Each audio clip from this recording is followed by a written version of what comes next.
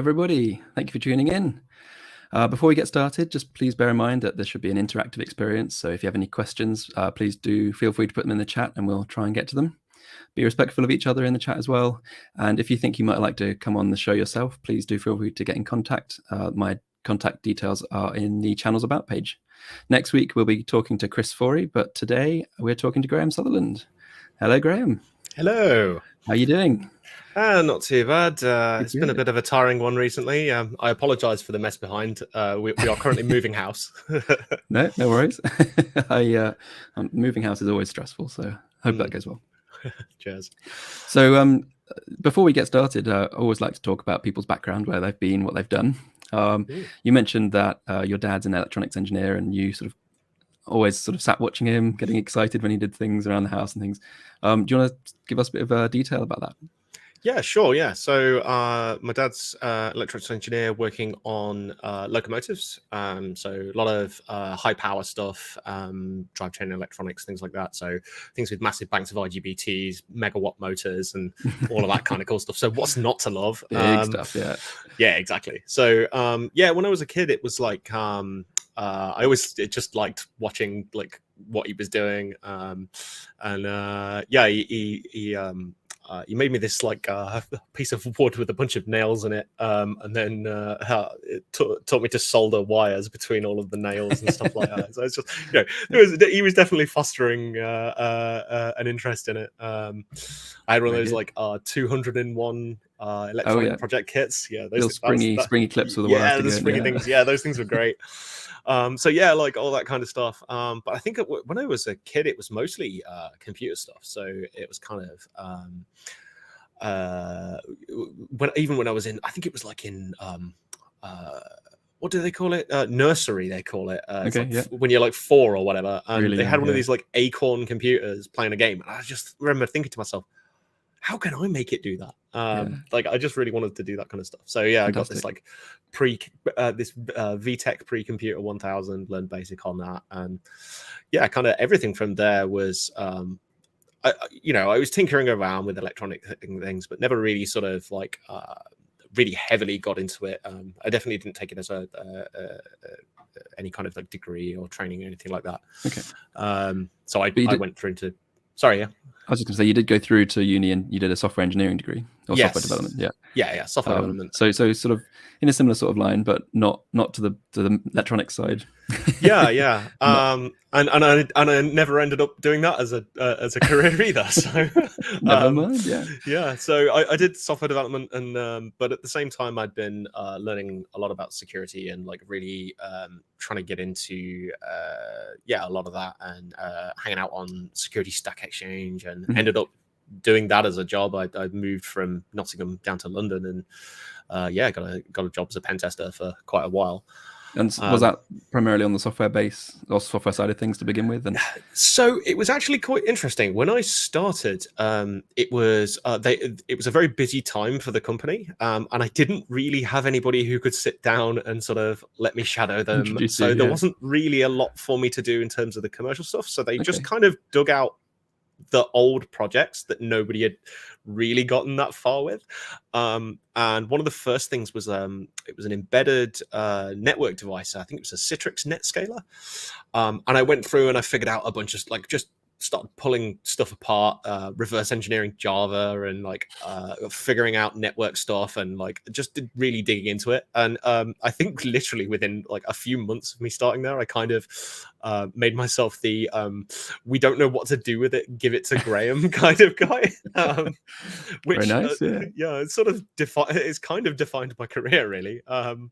So it meant that once we moved on to a lot more like doing more embedded things and other like kind of embedded devices, hardware kind of stuff, that really was something that I enjoyed doing. And around the sort of time that Arduino was all kicking off, that really kind of got me back into electronics and really sort of starting to understand it more at a deeper level, rather than just sort of the batteries, bulbs and wires kind of level that I knew a little bit about transistors and diodes and that sort of thing before, but I'd really sort of picked it back up at that point. Okay, that sounds very good. So with the security stuff, did that evolve into the electronic side as well? So you were looking at glitching and sniffing keys off, SPI buses, that kind of stuff, or is it sort of? Yeah. Okay. So I can't really remember exactly like the order of everything that came about. I know I never really stopped playing with electronic stuff. I had an NI multi-sim and Ultiboard license since like I was a kid. My dad got me a copy, and I'd always been sort of tinkering around with that, simulating circuits and whatever. So when it sort of came to learning more about the electronic stuff, it was mostly kind of, oh, well, I know what a UART is and I know how to find that on a board. If I look around a PCB, I can probably make a decent guess as to this, that, and the other, and what that is. And starting to learn about SPI, I2C, that kind of thing. Sure.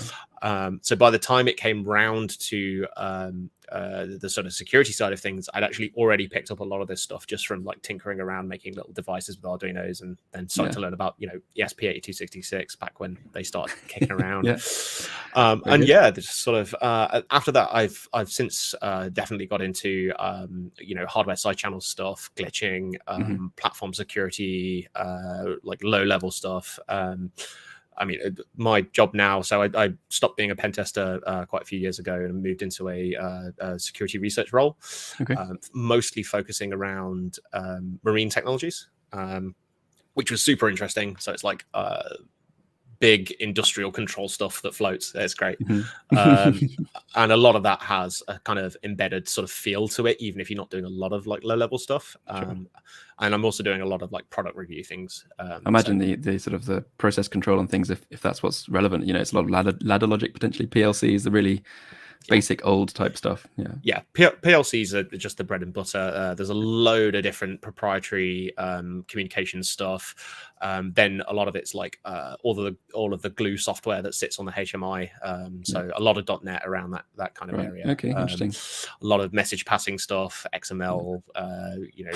All of that kind of interesting, weird stuff. But also, I've also been doing a lot of like actual like real hands-on. Here's a device, it runs a thing, it does this, find the holes.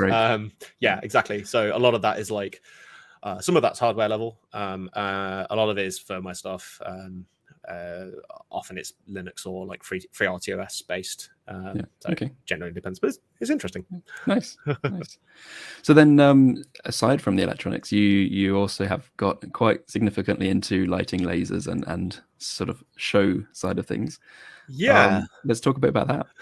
Yeah, sure. So it actually kind of goes quite well with the sort of progression with EMF, actually. Absolutely, I know you've got some pictures ready. Do you want to perhaps pick out some good ones of your light show? Sure, yeah. Let me dig out a good one of where are we?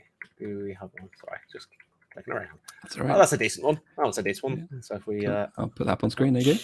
Yeah, I'm quite a fan of this photo. So this was taken by my friend Rob. EMF has been kind of cool. So I first very sad to not have been there this year, to be honest. But it's definitely worth going. It will be cool if you can go. So my first EMF was 2014. So I had no idea really what to expect. I went with a few guys from work. It was great. It had this like really kind of friendly atmosphere, and loads of people doing cool stuff, and people had bought all sorts of installations with LEDs everywhere, and it was really cool. And I was really into it. I mean, I bought basically nothing with me because I had no idea what to expect. And around that same time, so I think it was about a year later, 2015, I started to go into demo scene events as well. So I think my first one was Revision 2015 in Germany, which is the biggest demo party in the world. And it was amazing. In fact, that year was probably one of the greatest years of Revision ever. So it was a great start to, doing demo party stuff. Well picked. Yeah, exactly. And got involved with the UK one, which actually I didn't know even existed. I was literally in Germany Revision, and somebody said to me, "Oh, do you go to Sundown?" And I was like, what's that? So it turns out there was a UK demo party. It's now called Nova. We rebranded it. But yeah, started kind of doing a little bit of lighting stuff there, because we had a lot of DJs, and I thought, oh, we could do with, people never really got up and danced. We had a dance floor, but people just sort of kind of hung around and listened to the music. And I was like, what you really need is lighting to go with that, something to make you move. Yeah. So 2016, when I went to EMF, I built this terrible color changing LED cube thing. It was literally just like an array of those auto change LEDs, so you just like power them on and they cycle through colors. It was just an array of those, so there was no control or anything. And I was like, it's emergent. And really all that happened is after about 20 seconds it just went into a jumble of messed colors, fell out of phase. And I actually quite like the effect when they all fall out of phase and they're doing their own thing. It's really cool. Well, I also bought this like tiny cheap laser projector. It was like a £300 laser projector or something. Really cheap thing. I don't even remember whether it had ILDA control. I think it was literally just like DMX. But we did this. We'd hired a marquee there at EMF and a big sound system, because we were doing talks, so we'd kind of done it like a security talk tent. Okay. And we ran we were right next to the Dutch camp, who are known for their loud music. So we ran this really long XLR cable through from the Dutch camp to our tent, hooked it up to the PA system, and just sort of did a rave in the marquee with my lasers and some random lights. And that kind of, I was like, okay, that was cool. I like doing that. Nice. So it all kind of picked up from there. And then 2017 I went to Shah in the Netherlands and spent the entire time hanging out with the guy who did the lighting control in the music tent, basically ended up learning how to use a lighting controller, a very expensive lighting controller that I had not realized was expensive until about halfway through. And I googled it. I was like, I quite like one of these. It was an Avalite Tiger Touch 2. And I think I remember it being about 16 grand or something. So it's like, move my beer away from be a little bit more gentle on the buttons. But that just set it for me. I knew I loved doing the lighting control, so that really ramped everything up. I just started spending tons of money on lighting stuff, and you can just about see at the corner of the frame of my my webcam, there's a bit of metal about here. That's actually truss. I have truss in my there you go, you see it. Yes, so I have a goalpost truss in my living room with lights on it, because of course, why not? And lasers. Well, it doesn't have anything on it at the moment because it all went to EMF. But but yeah, like really picked that back up and started really getting back into lasers. Really starting to. So I got a proper a pair of not really high end, but actually like professional sort of grade. They're the sort of low end of the professional grade. They're cheaper ones. Sorry, don't mean to interrupt. I imagine there's a lot of sort of safety and stuff around lasers as well. So, I don't know, but do they sort of prevent you from pointing somewhere and not moving the beam, or do they have sort of limits on and maybe even licenses to operate, that kind of thing? In the UK, we don't have any licensing. In other countries, there are licensing requirements. Germany, for example, has certain restrictions and licensing requirements. Basically, yes, lasers are incredibly dangerous in the wrong hands, and you need to be very careful with them. So the ones that we use for this kind of thing are what's called class 4 lasers. So they're above 500 milliwatts at the beam. They are extremely dangerous.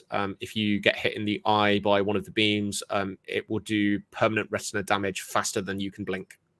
They are extremely dangerous, and that is why you really should not mess around with these things unless you sort of know what you're doing.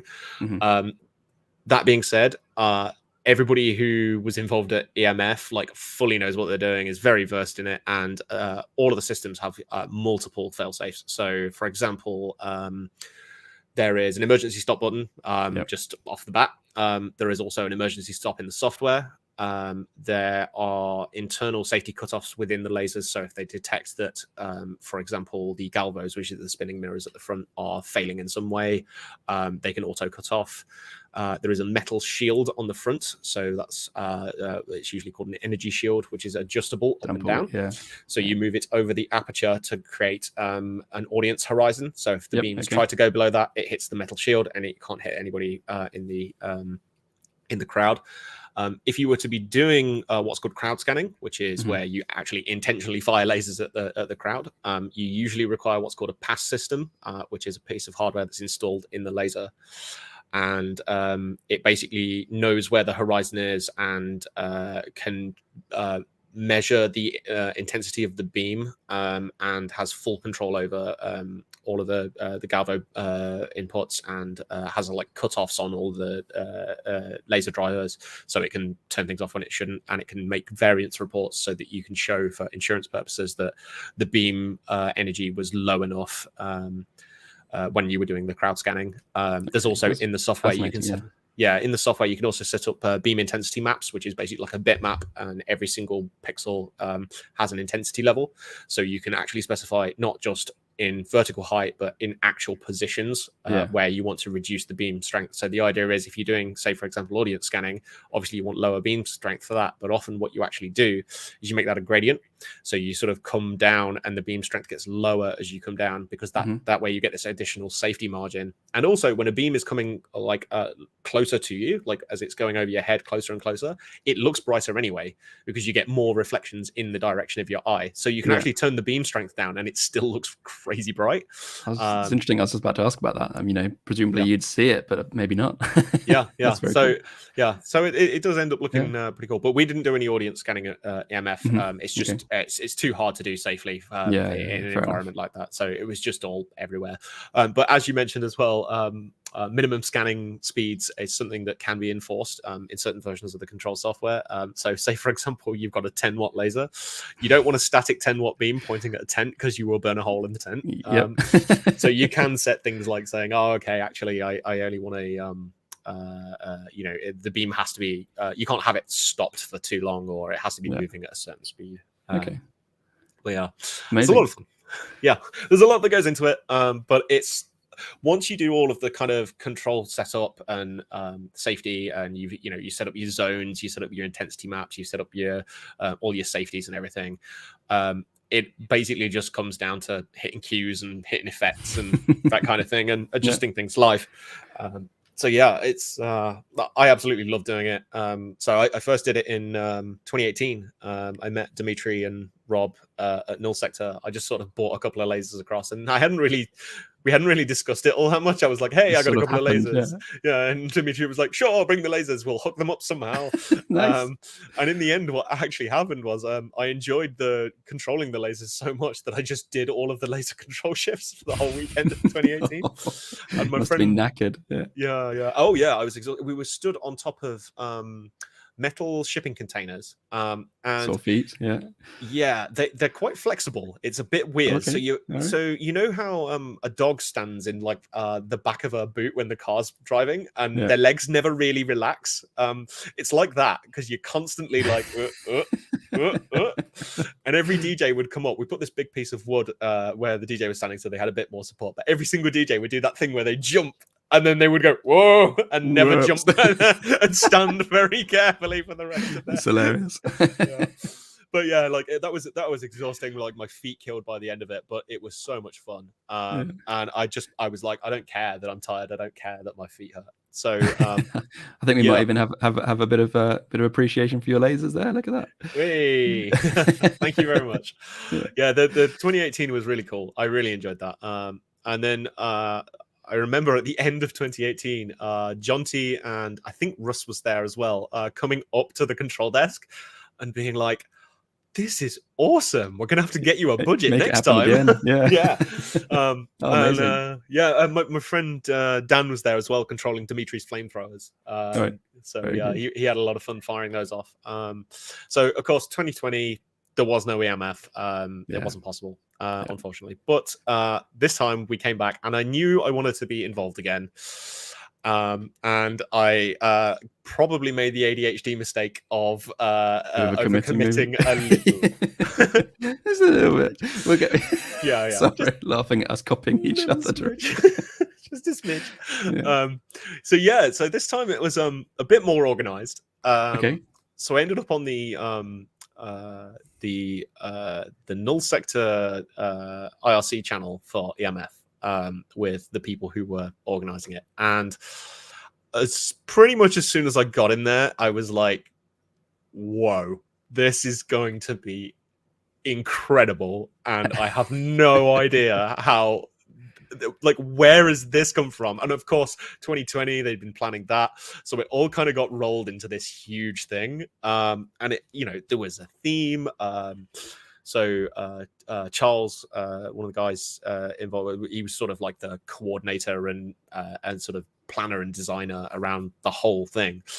And he came up with this. It was like a Bible. It was like a style guide. It had all of the right fonts. All this backstory. The whole idea. So the idea was that it was an underwater research lab on top of an oil rig. Sorry, underneath an oil rig that had been taken over by rebels and turned into like a party palace.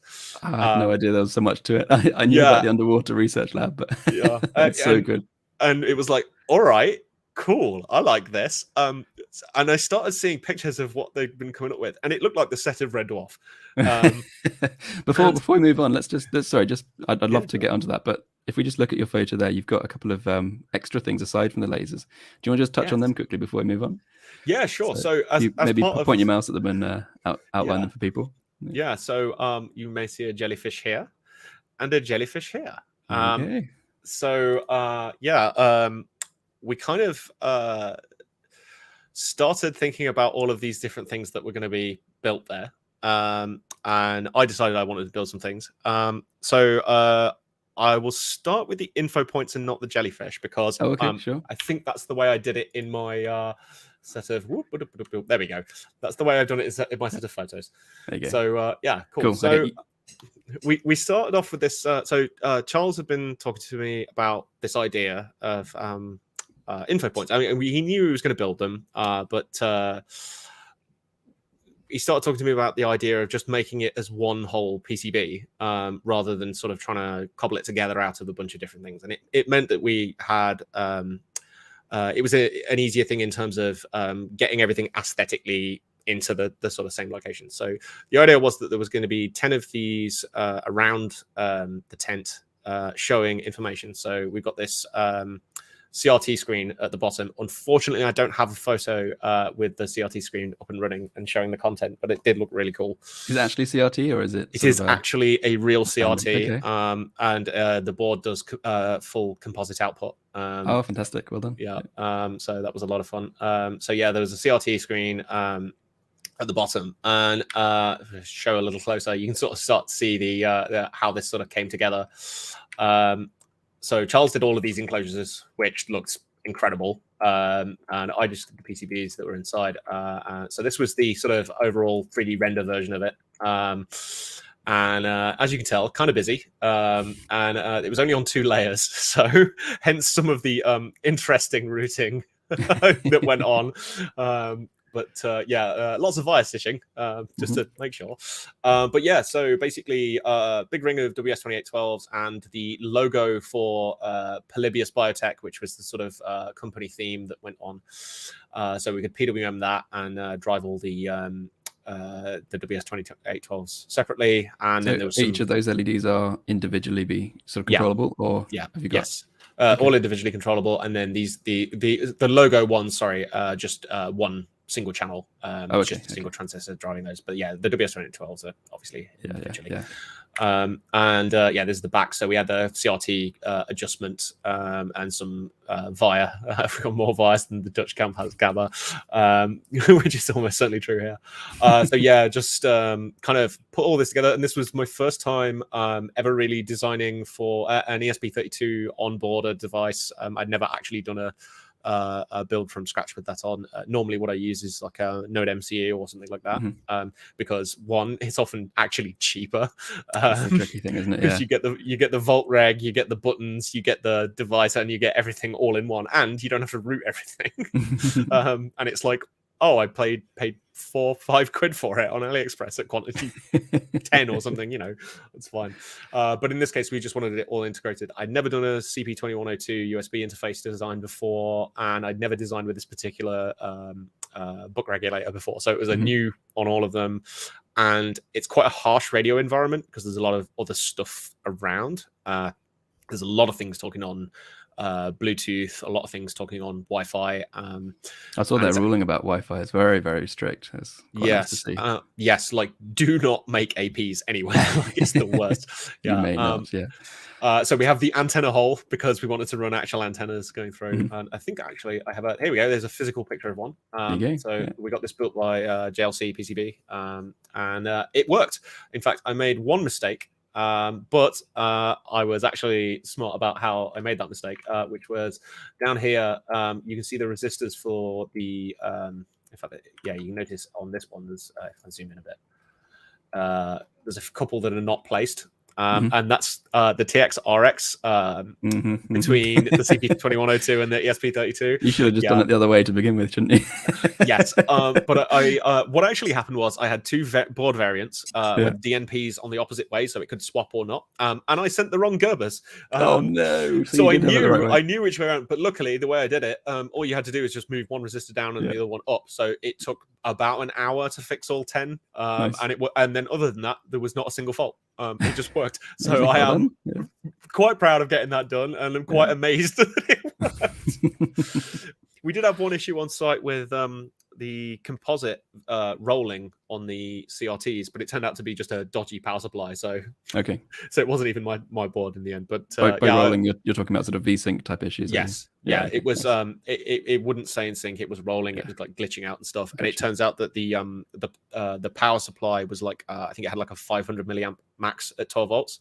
And obviously with all the LEDs and stuff on, it pulls a little over that. So the noise was getting through and like messing up the CRT output. Which it was probably partly also because it's a 2-layer design. So it's not the most fantastic ground referencing on all of the signals. But do the best you can with when you've got that restriction, because that's what engineering is all about, isn't it? Budget versus everything else.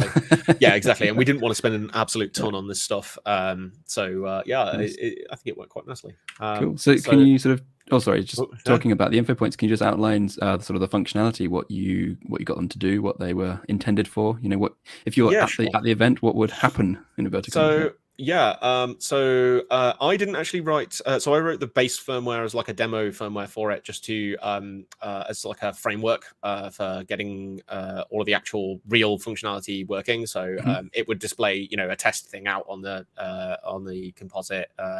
It would just pulse the LEDs and show some patterns and stuff. So that got handed off to I'm sorry, I'm blanking on his name now. It was one of the other guys at on the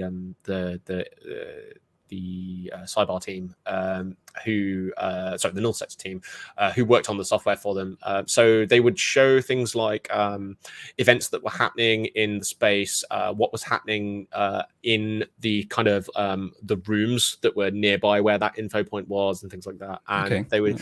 And as that was updating over the network, it had like a nice little spinner on the lights to show. Otherwise, it had like this, pattern or the logo. It's bright blue LEDs, which just sort of like pulse and it shows some nice little patterns and stuff. Very shiny. We'd hoped to do a bit more, but like the firmware was written on site at the very last minute. I was about to ask, did they get to use a board, or did they have some kind of prototype that they worked with, or was it genuinely write everything blind and put it all together on site? There was a prototype. So I didn't get the boards over to Charles until quite late on. To be honest, I took much longer than I should have, and I can only be quite sorry to Charles because it took too long, really. But there was so we discussed ahead of time which IOs were going to be used on the on the ESP32, so we knew what was going to what. So there was a kind of like ahead of time prototype where it was effectively just an ESP32 dev board connected to a NeoPixel ring and a couple of LEDs as a test for the PWM. So we knew that the software would work okay. So we knew that there wasn't going to be any problems with like DACs or timers like being reused between the composite output library and fast LED and anything like that we were going to use. So I think that worked out quite nicely, knowing ahead of time and discussing that ahead of time. So we sort of knew.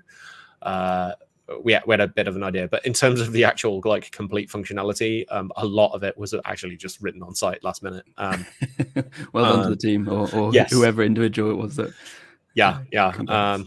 I think I sent over some demo code a little bit before I went over to when I actually traveled to EMF. So I think it was probably written in I don't know, like 5 days or something, or less even. In fact, probably less. Yeah. So.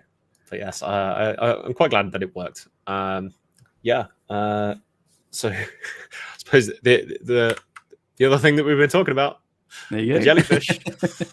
Yeah. So the jellyfish are again something that I did circuit design for, but didn't actually build myself. So this was Chris Elsmorian who came up with the idea for this, and basically just contacted me and said, "Hey, can you make me something that's a little bit like a NeoPixel ring?"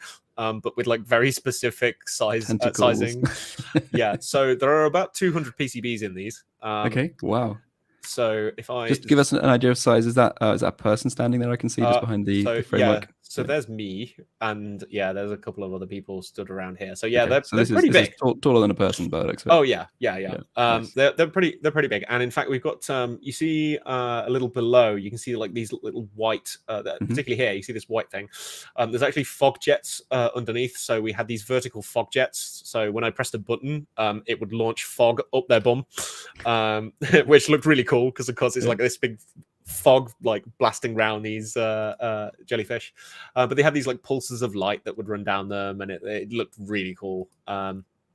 So yeah, here's another shot. I love the lasers caught in mid-flight.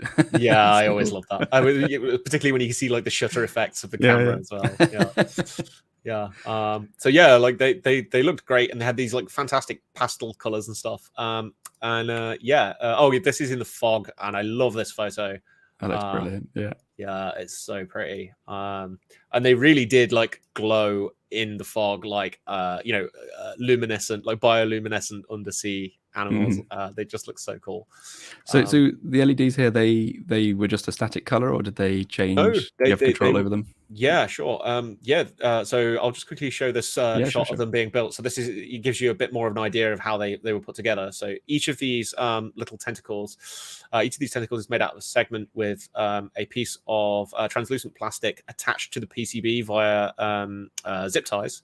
And then through the middle, there are segments of other plastic tubes as well, basically interconnecting, so smaller internal ones, which are basically it's like PVC pipe with like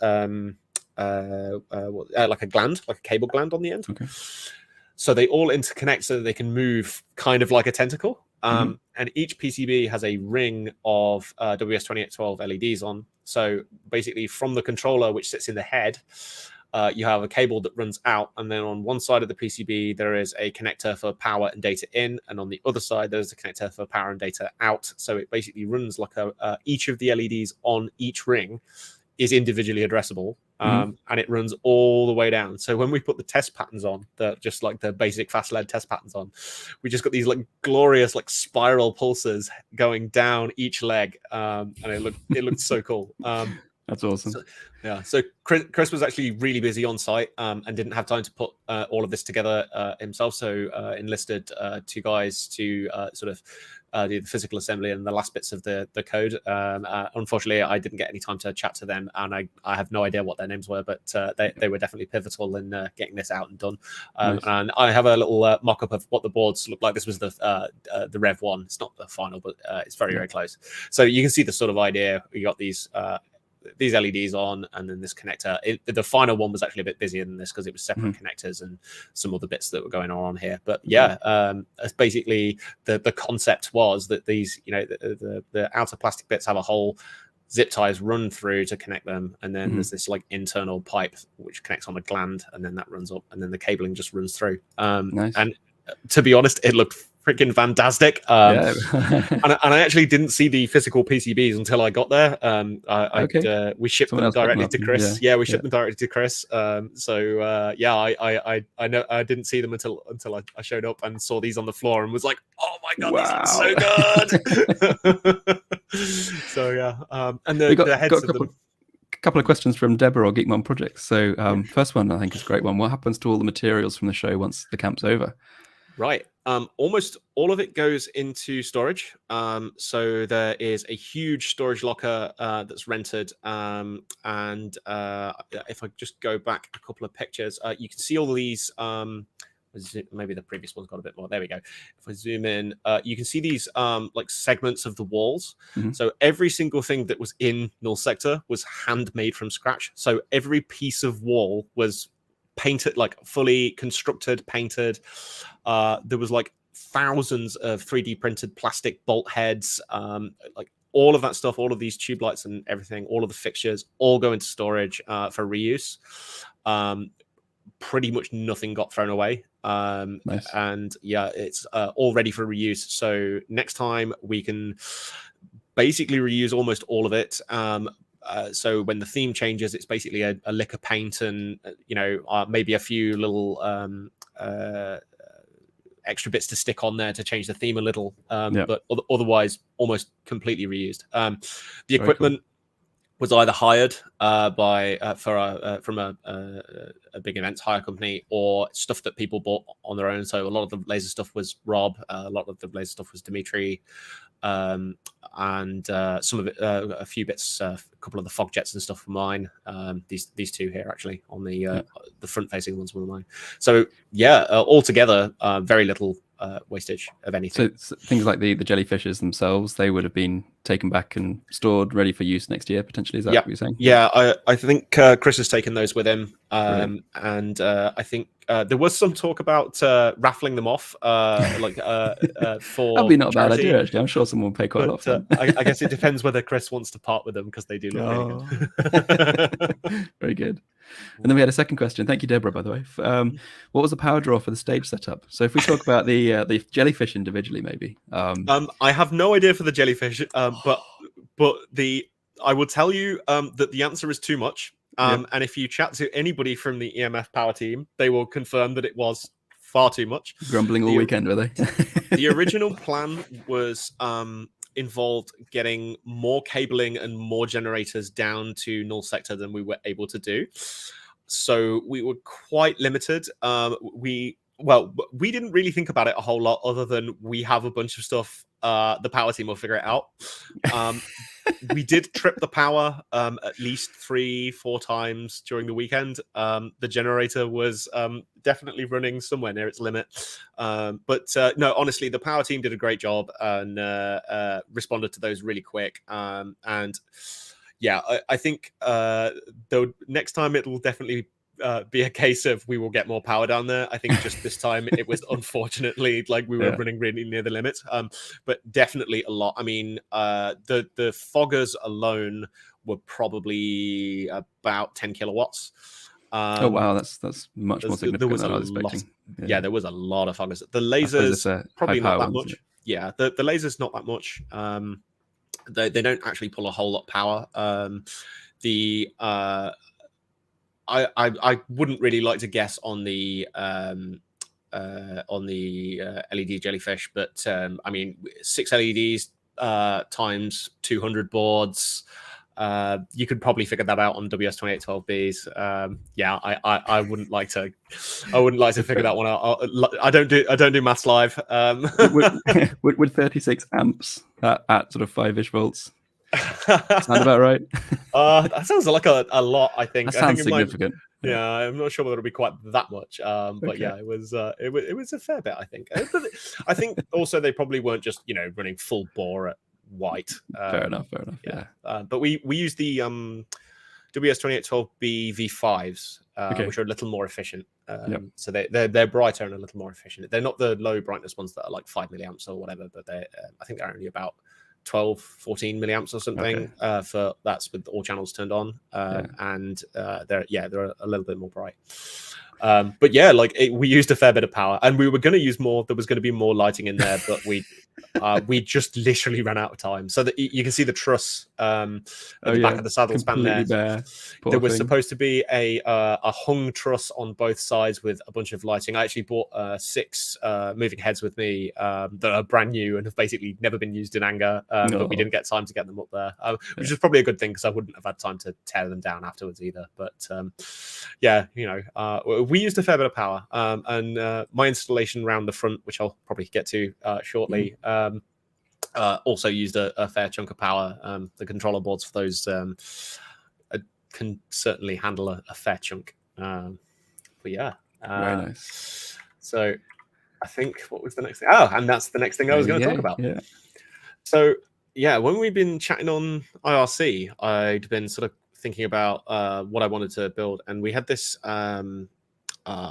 sort of like a collage, I don't know, mood board or whatever you want to call it, where it's all of these sort of inspirational images, like kind of like the theme, all got sort of stuck together. I'll just pause you there. Sorry, we've got 63 amps coming from the generator. There you go. Hello, Charles. So, yes, yeah, that's a good number to have. So that's Charles, who was pretty much the mastermind behind Null Sector this year. 63 Welcome, amps. Charles. Yeah, so fair amount of power.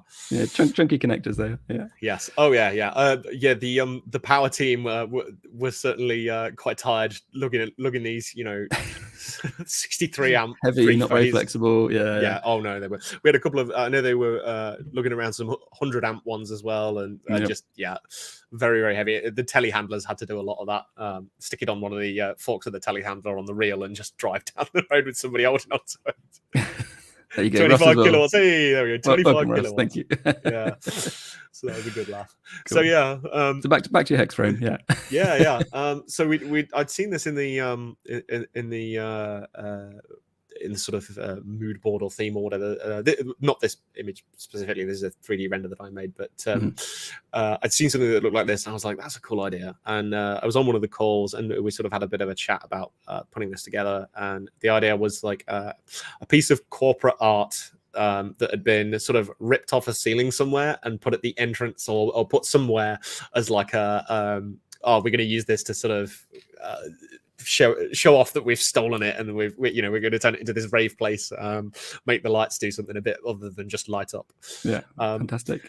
So I started modeling it in Fusion 360, and we came up with this idea of having a logo panel with the logo and some lighting behind it. I just sort of started working on this. I think it took 4 to 6 months in total of going back and forth and sort of coming up with ideas and testing it out. And the idea was I was going to use the Hackspace's laser cutter to do a lot of this. So these models are actually accurate in terms of the physical materials that are sat in each layer and how it's all glued together and the sizings and everything, which made it very easy to take those sketches out of Fusion 360 and then stick them into a panel design, so I could see what was going to be cut in what panels. So if I was going to put this piece of MDF in, how much can I get out of that, and like what's the layout, and then just export those to the laser cutter. So I spent quite a bit of time working on that, and the final design, I did this quite nice render. It's a little dark, I'm afraid, but that's very nice. Render. I got plenty of CPU cores, might as well throw them at something. I knew that last time we'd used these shipping containers, so I was like, you know what, that could look pretty cool. And then we got this like underwater theme going, so this was kind of like I'm really happy with how this looks. I kind of want to build this. So I started building it. So I spent a lot of time at the local Hackspace, very late nights, a lot of like 8-9 hour shifts at the Hackspace, leaving at 7 in the morning. A lot of sore throats from MDF fumes. They're not good for you. But yeah, started assembling it all together, and then kind of went from there. And then I designed these boards to sort of drive it. So that's a really tiny picture. Thankfully, here's one I made earlier. So It's making big. Can I hold up? There you go. yeah, sure. So I'll put it this way around, so you can see the nice. Assuming the focus will kick in. Come on. All right. There it is. No, wrong end. God, this is really weird. Like I'm using the camera and it looks like it's in the wrong place. There you go. Wait, I think we've got a photo of this as well, so we can always revert back to that if we need to. But. Yeah. So basically, these boards. This was the Rev 1, and this uses a push-pull design with a pair of transistors on the gate to drive it. And the idea is you get 30 amps. Sorry, 30 up to 30 volts, 15 amps per channel with a maximum of I think it's 32 amps overall. Mm-hmm. So that was the first revision. So yeah, we got this thing. I called it the Switchinator, and did this little bit of silk screen art based on Futurama, the Crushinator. But one thing I was a little worried about was shoot through. So the push-pull design, if both of the transistors turned on at the same time, you would get shoot through on the gate rail, so this V-gate rail. And also this first design was a little complicated. You had like some jumpers and stuff that you had to adjust up here to get things correct depending on your voltage and various other things. Right. And at the last minute, I was like, I really don't want to take this there, and then find out that like it's the shoot through isn't going to work. So while these were actually in production, I redesigned the entire thing from scratch and did a second run. So this was Rev 2, which looks very similar. Oops, but the main difference is, the main difference with Rev 2 is that you can see it's a lot simpler per channel. I know it's not really in focus. I apologize. But instead of having the push-pull transistors, it's a actual driver chip. And there's no issue with shoot through on this one. So this is the Mark II one. And it also made things a lot easier because it's just one jumper at the top to select the gate voltage. Okay. So what I actually did with this was the idea was that rather than just building this for EMF once, it was supposed to be a kind of reusable design for whatever. So we knew we were probably going to use 12 volts, maybe 24, bunch of current. Each channel needed to be, a fairly high current output. And it needs to be able to handle a fair bit on the inputs as well. Obviously, because in aggregate, you need a fair amount of power. So what I did was you could either, for the gate drive voltage, because obviously the transistors have a limit on the maximum gate voltage, there's actually a voltage regulator on there that will step down from whatever input voltage, like a fairly wide, I think it's up to about 30 volts, down to 12 volts. So if you're within the gate drive voltage from your just normal input voltage, you can set a jumper to one way to just use the voltage straight through. If you're going a higher voltage, say you want to run 24 volts, 30 volts or something, you can run the jumper the other way, which drives it through the onboard linear regulator, because it's not a whole lot of current to drive the MOSFETs. But also, the other cool thing about it is, let's say you want to drive high current but low voltage, say 5 volts or something. Well, you probably don't want 5 volts on the gate, because the IDS VGS curve is going to put you it's not going to be fully turned on. So what you can do is just use the middle pin as like an external voltage input. So it's just like you can use it literally with any voltage configuration you like, as long as you're within like the power ratings of the MOSFETs and the connectors. And I love these XT60 connectors. They're like my favorite connectors ever. Very good. And it worked great. I was really quite happy with it. So we used a pair of these. The idea was that they were stackable because you could stack them all up. This is the Mark 1, but you could stack them all up and then use the second power connector as a feed through.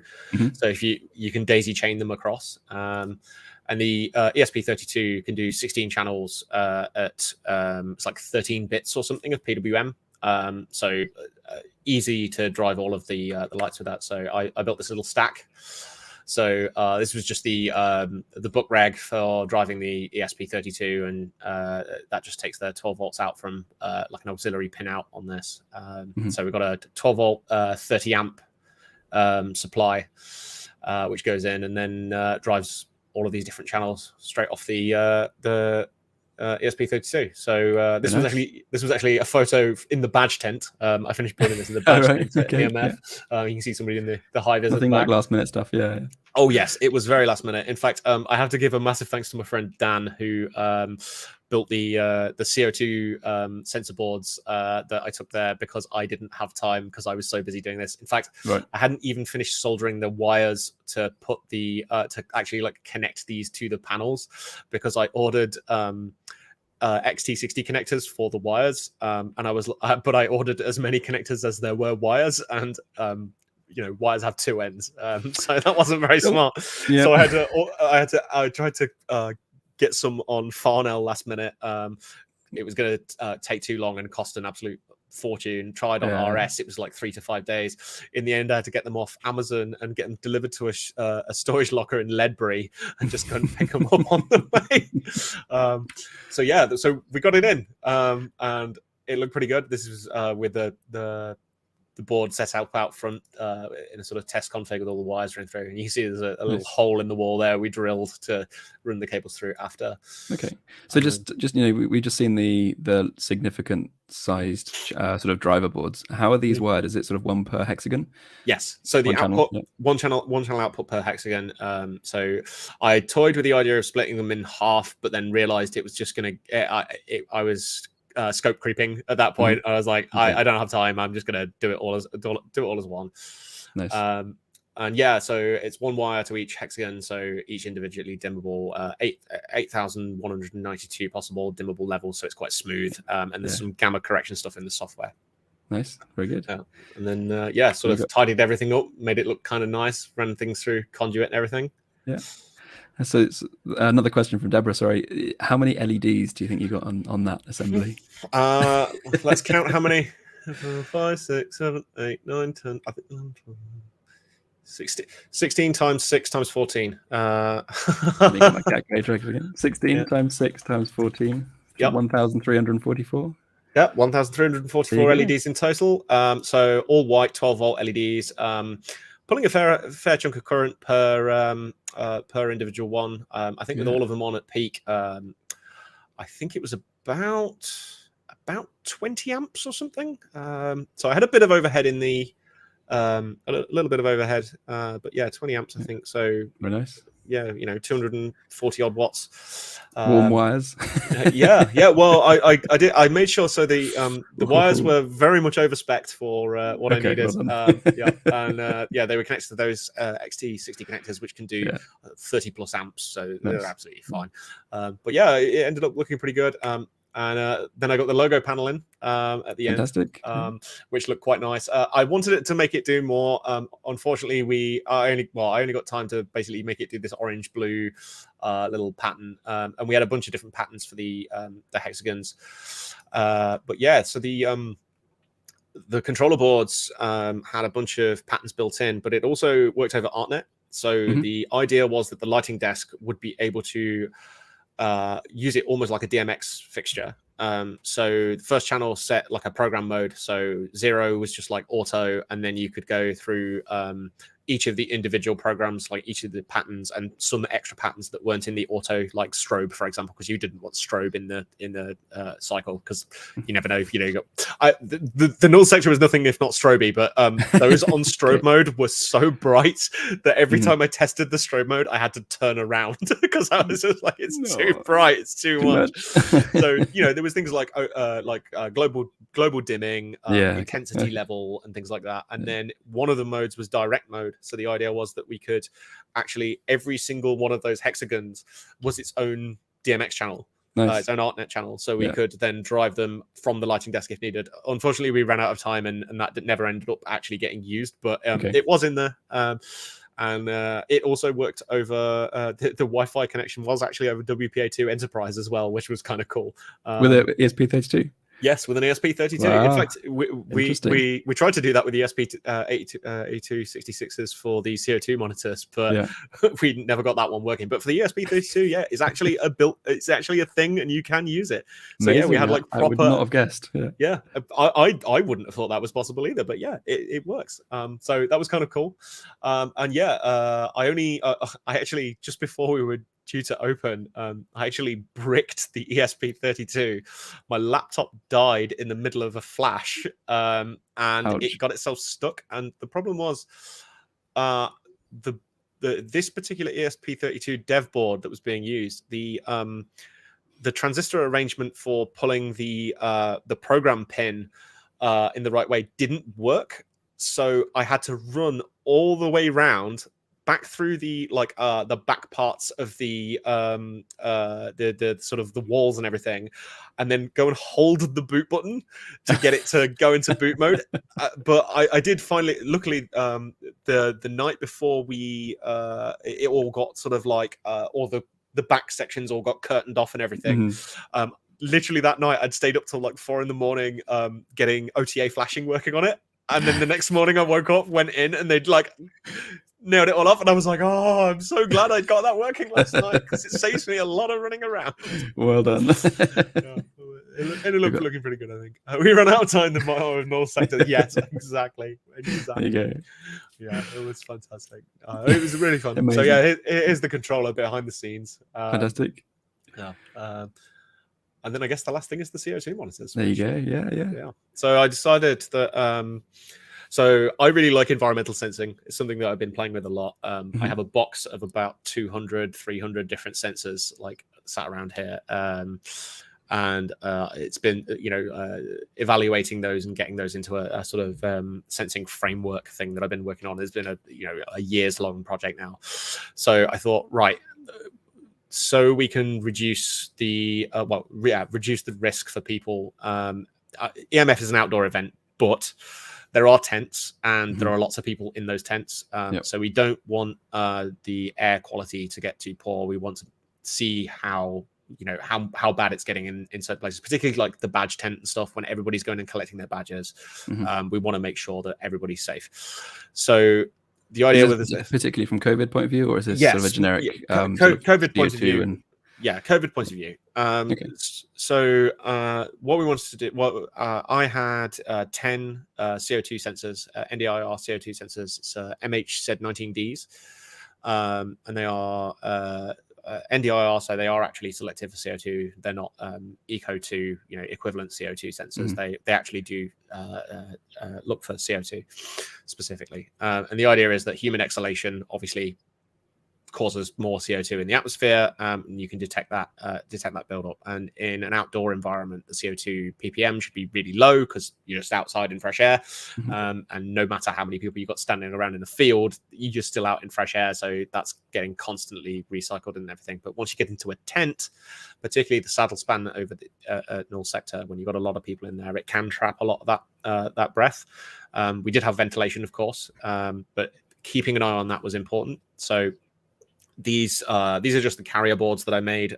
So they actually, I have one of the sensors here. So this is one of the kind of ugly, but that's my fault, not anybody else's sensors. So it's got a little OLED screen on it. It's got a fan on it, and then you got this carrier that sits in the middle. And then if you look carefully, you see the little silver thing that's inside there. That's the actual MHZ19D sensor. And then there's a ESP8266 dev board in there. And it all sort of glues everything together.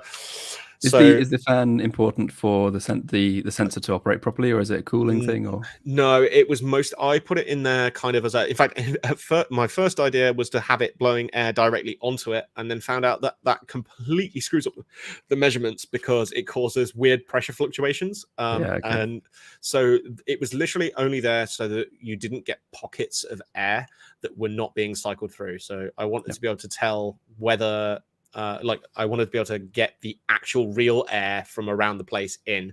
I didn't want stale pockets to build up just because of convection, like a lack of convection or whatever. I wanted it to just sit in there quite smoothly and continually get air from around the place. So was that kind of a matter of run the fan for a bit, turn the fan off, take the reading? Yeah, I mean, in the end, what I actually ended up doing was just having the fan on the top, and it only just very slightly put a breeze through it, which was fine. It basically, as long as the fan wasn't blowing directly on the sensor, so instead what it was doing is it was just blowing on the board underneath, and then a little bit of air was just getting moved around, and that was all that mattered. Yeah. So the OLED would show the actual ppm in the room along with the temperature and humidity. In fact, you can see right at the very top up here, if I zoom in a little bit, you can see this little SHT32, which is a temperature and humidity sensor. I previously made breakouts for the SHT35, so I literally just nicked that bit of PCB design and just dropped it straight in. Swapped the device out of because it's pin compatible. Yeah, so then this all reported back to an MQTT server. So we had all of the metrics from this, including a lot of internal stuff in terms of how it operated and the CO2 levels and things like that. Yeah. So it had a warm-up cycle and all sorts of things to let the heater in the NDR sensor get going, and then made sure it was connected to the Wi-Fi. It would keep an eye on whether it was getting error responses from the sensor, because it's a UART based communication thing, so it can get out of sync sometimes. Yeah, okay. But it would auto reset and all sorts of things like that and report all of that. So yeah, we had them around the site, and I think all but one of them reported data. I don't know. I didn't supervise the installation of all of them, so I think maybe one of them was just unplugged or something, or or maybe it did break. But yeah, my friend Dan put all of the enclosures together and got them all set up with the right information and everything, and used a lot of his Friday to do that. So I am extremely thankful to him for doing that work. I definitely couldn't have got that up and working without him. Nice. You got some more appreciation for your projects there. Look at that. Yes. Thank you. Thank you, Andy. Thank you, Andy. Yes. Sorry. Yeah, and there was somebody who was at the NOC who was managing the MQTT setup and all of that, and hung out with us. And I can't remember their name, but thank you very much to whoever that was. Yeah, they definitely were the MVP as well for getting this set up and working. Because yeah, all of the server-side MQTT stuff for EMF was set up by them. So yeah, definitely. So was that effectively a service that they ran for anyone to use MQTT, and you just had sort of a topic that you pushed your data into, or was it specifically for you guys to put your stuff on? So I think the idea was that yes, we were going to use it for pretty much anything, but I think we might have been the only people reporting anything into it. That not out of anybody else. It was Adam. Yes. Thank you, Adam, and you, Russ. Yes. Yeah. So I'm not sure whether anything else ended up getting put into there. I know the Grafana instance that we had running did have data from other stuff, so power and some other environmentals and various other things. Wi-Fi data throughput. But I don't know how much of that was actually going into the MQTT. I think a lot more of that was coming out of things like Influx and Prometheus and that kind of thing. Telegraph is the one I was trying to think of. But yeah, so yeah, the CO2 sensors were pretty great, with the one interesting exception, which was the null sector. So the first night we had everybody in, we saw the CO2 climbing a little unusually high, to the point where when somebody showed me the numbers, I was like, well, when I was testing, I couldn't get those numbers even when I breathed on them. So I'm not quite sure that's correct. And we started to realize that the fog was messing with them. Yeah, so the null sector, as you've seen from previous photos, was very foggy. We initially, my initial thought was, I knew there was dry ice being used in some of the ground hazers to cool the fog. And I thought maybe it's dumping a bunch of CO2 out and actually was that high, but I was like, that seems a bit weird. So we just kind of thought maybe the actual fog fluid's messing with it. And Charles Alexius did a sort of control test with 6 people in the tent, turned it on, and whoop, big spike. Damn it. So we originally just thought, it's fogging out the laser or something that's in there, but it wasn't until after EMF, I was chatting on Twitter to somebody. I've already forgotten who. I apologize. But they work at a place that makes these kinds of sensors. And we were having a chat about it. And mid that chat, we realized what the issue is, which is the sensors were actually working fine. They weren't getting fogged out because there is a control laser in there. So NDIR is non-dispersive infrared. And what was happening is, so normally you have two controls. You have, two lasers in there. One is a control, which has no diffraction grating on it, and one with a control. Sorry, non-control, the actual measurement one, which has a diffraction grating on. So the control one just fires through, no diffraction grating, and it uses that as a measurement of what of the junk might be around inside the sensor. And then the real laser shoots and goes through the diffraction grating, and they measure the spike. It's literally infrared spectroscopy happening inside of a little or spectrometry, I suppose, happening inside a little sensor. It's amazing, yeah. Yeah, it is kind of awesome. Is that kind of on the MEMS scale, do you know, or is it actually a little sort of? So it's just, in this case, it's just semiconductor diode lasers. There are MEMS ones. The Sensorion SCD4X range uses MEMS photoacoustic sensing, which is a similar principle to NDIR, but implemented differently. Right. But what was actually happening, and we didn't think about this till later, is it turns out that propylene glycol and vegetable glycerin actually have an IR absorption spike that kind of closely matches CO2 at the wavelength being measured by the sensor, but with an absorption spike of about 1/3 the intensity. So because we were making the place like pea soup in terms of ppm, the glycerin and the propylene glycol that is in standard fog flow, and it's the same stuff that's like in vape or whatever, was actually confusing the sensor into thinking it was CO2. That's amazing. Yeah, and I got to learn a bunch of stuff about how NDIR sensors work internally, and how like all of these interesting facts about, you know, how it all fits together. That realizing, oh, this broke because of this like super interesting this detail. So I think the plan for next time is to maybe switch over to, I'm going to see how the photoacoustic ones work in terms of their resilience, but I don't think it's going to have much of a difference there. But I think what we might do is move over to electrochemical sensors next time, which should be fully immune to that. Only specifically for the high, the fogged out sections, because they are really expensive. I was about to say that I can't remember the particular technologies or processes, but some of them are super expensive compared to others. Yes. So the MHZ19D is a fairly new sensor.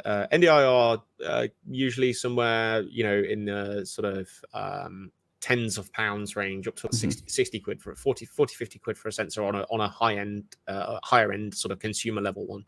Right. The MHZ19D is an ultra low cost one. It's fairly new. There's like only a data sheet in Chinese at the moment. And they're about £8 a unit. So they're lots cheaper. Yeah. The electrochemical ones start at about £60 to £80 per unit. So on a scale of 10, I was not paying 600 to 800 quid for that. But yeah, I think for next time, just for a couple of locations, having those like higher quality sensors that are going to be immune to fog and things like that is going to help a lot. And you never know what's going to happen over the next couple of years as well. Yes, we never know. Price will come down, or new technologies, or whatever. Yeah, I think with the electrochemical ones, the prices will probably come down a little, but not a whole lot. I think in terms of the MEMS photoacoustic stuff, that's definitely going to come down, because at the moment, I think Sensorion are like the only ones to market so far. I think TDK have one that's supposed to be coming out as well, and I'm sure that somebody like Bosch will come after. Bosch Sensor Tech will probably come fairly soon after with things like that. But semiconductor lasers has really been the driving thing behind that. Like the reduced cost and ease of manufacture has made all of these new applications like viable even in the first place, and now also low cost. It's the idea that you can have mid-infrared spectrometry happening in a device that costs £8. It's pretty cool. Yeah, a little bit absurd. Yes. There you go. Charles is looking forward to testing the resilience to fog. Yes. I will have to set up a fogger and do some testing here as well, and see how we go before that. Yeah. Amazing. Very good. Back to the lasers again. Back to the lasers. Sorry, started the wrong end of your pictures. No, that's fine. Yeah, no, and so that's been a lot of fun. And this was just share quickly a moment that we had towards the end of the final night. It was super thick fog, and I actually couldn't see a single member of the audience. I thought there was about 30 people out there, and the DJ just shouted, "How are we going, EMF?" And there was just this roar of sound back. It's about 100, 150 people shouted back. It was fantastic. That's amazing. And then got them to turn on their phone lights, and it was just shining through the fog like sort of creatures lighting up in the deep sea. And it Is that what we're looking at here? Yeah, Phones? it just looked incredible. Just phones going. This was from this photo was taken from the control desk. Yeah, and just these lights glowing through the pea super fog. Just that's amazing. Fantastic. I absolutely loved it, and EMF was just so much fun. Yeah. So yeah, definitely got to give huge thanks to Charles and Chris for doing so much at the null sector, and of course John T and Russ and LWK and everybody else who was involved at the organizational level, and Power Team, Knock, and everything. It's just been absolutely fantastic. And as they said at the closing ceremony, absolute skeleton crew this year. I have no idea how everybody got it done in time. So if you want to volunteer for EMF next time, please do. Well, I'm certainly super keen to come, and we seem to have quite a few of the sort of the people who are behind this year's event in chat at the moment. So if you would be willing to talk to me, I'd love to have you on the show and talk about whatever. So yeah, please do get in contact. Yeah, fantastic. So I think that's probably about time to come to a close. Are you happy with that? Yeah, absolutely. We're overrun a little bit, but it's been fantastic talking, and you've done so much for this year's EMF. It's very impressive. I'm now quite tired. Not only because I caught COVID, unfortunately, but oh dear, never mind. Well, thank you very much for coming on, Graham. It's been great talking. Yeah, it's been great talking to you. Finally. Yeah. And as a reminder, we're going to talk to Chris Forey next week. So please feel free to tune in and set reminders and things for that. But aside from that, I think that's goodbye from us. Thank you all for joining us, and see you soon. Cheers.